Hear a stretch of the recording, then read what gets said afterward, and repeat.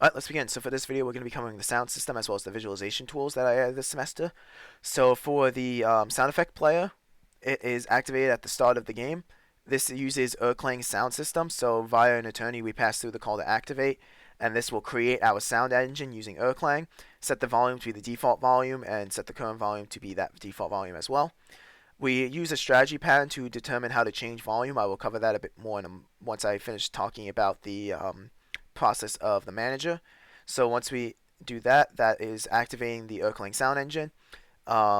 When we go over to unloading the content, that's when we deactivate the sound engine. So once again, we pass through that attorney call to drop the sound engine and delete our strategy pattern and the pointer instance.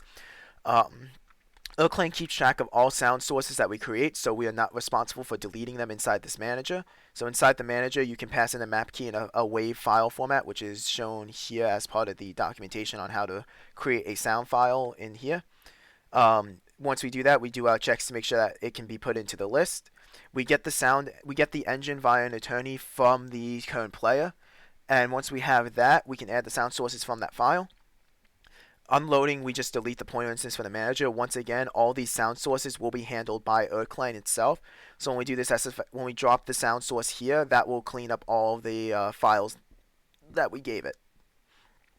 For the strategy pattern, there are two types of strategies. There's muting and unmuting. Muting and unmuting determines how we will adjust the volume of the sound player. So if the sound player is currently audible, we will get the engine and set the sound volume to be that volume. If it's muted, we don't do anything with the volume, and we do it this way so that if the user wants to start a looping sound while the engine is muted, we have the sound volume set to 0 when it's muted.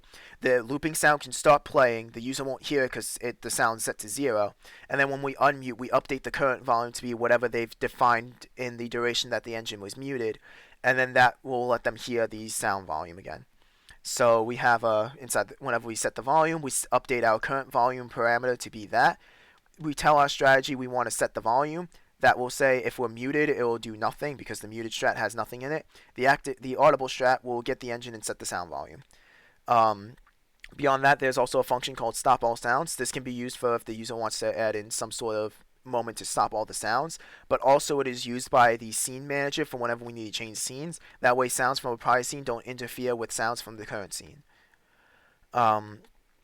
Beyond that, we have the ability to play and stop sound effects. This is done during the update loop of the kitchen. So this is done during here, right here.